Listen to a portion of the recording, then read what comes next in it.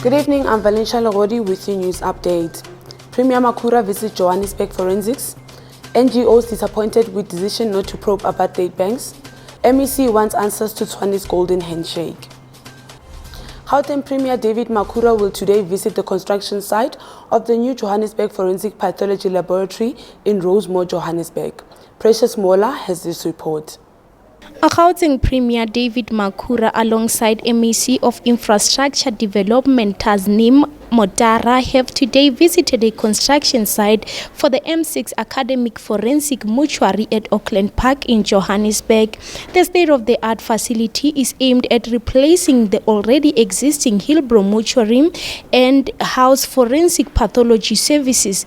Premier David Makhura says he is excited about the construction of the facility as part of the 60 billion rand construction budget project. I just want to say that today we are out. We started this morning with Ukai Mulao. We are out on our regular activism, what we call activist government. As we said at the State of the Province address, that we're going to really be working on the ground. Yes, when we are needed in the legislature, we will come like we were in the legislature doing budgets from Friday. But most of the time we will be on the ground solving problems. Projects have to be delivered on time and on budgets, because if there's overruns, time overruns lead to budget overruns, it becomes more costly.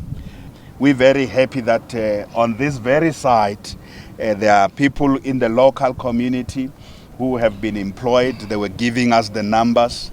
Makhura says he is hopeful that the facility will assist in alleviating the backlog of unidentified bodies in the province. This facility will help a lot for those particular cases where the reasons behind someone having passed on are not known. That this is going to help a great deal. With the new technology we're going to have here, what we call the state of the art, will help us a lot to get those forensic investigations done about the circumstance why someone has passed on, especially in circumstances where family members want to know, they don't know how that has happened. This will help us a great deal.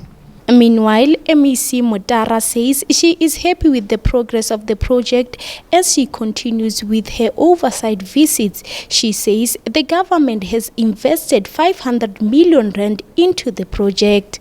So from when I was here last to today, the project has moved. I'm quite confident that we'll finish on the time that was stipulated when the contract was awarded to the contractors. We've agreed to stick to that time. If there needs to be, because of a time that we've lost because of work quality, we'll adjust, but we're not going to adjust to a point where it just becomes too expensive. But that active oversight and us coming from time to time on a regular basis, just to keep track of where we are, we're investing here 500 million rand in total to bring students, to bring different services, pathology, forensic, mortuary, just research capacity, to be able to give the students of the health facility an opportunity to be able to learn, experience not just what they have done in theory, but on the ground every day. The construction of the facility started in 2016 and is expected to be completed and handed over officially in 2020. I'm Precious Mola, Joburgtv News, Johannesburg. Two NGOs say they are disappointed with the decision not to investigate banks for allegedly supporting the apartheid government. The Center for Applied Legal Studies and Open Secrets submitted a complaint about the role of European banks during apartheid. Tumelo Matlawa says they have evidence that the bank enabled money laundering scheme using the shell companies to help apartheid government buy weapons. Gauteng Human Settlement MEC Lebogang Maile wants answers over alleged 7 million golden handshake. It was reportedly paid to outgoing City of Tshwane Municipal Manager Dr. Moeketsi Musula. Maile has written to Mayor Stephen Mokgalapa asking for clarity on the matter. The city has granted Musula an extension of his special leave, meaning he remains in his position until 31 August. Now to your traffic and weather updates.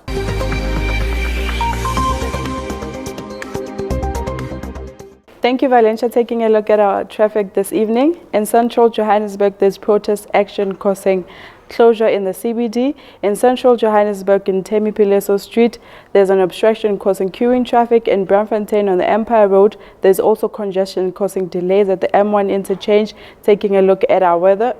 Johannesburg is at 14 degrees Celsius, Bulletin is at 14 degrees Celsius, and Pretoria is at 16 degrees Celsius. Back to the news desk.